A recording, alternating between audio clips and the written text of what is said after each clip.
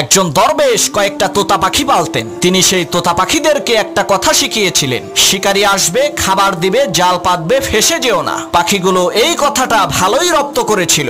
সেই দরবেশের অনেক ছাত্র ছিল।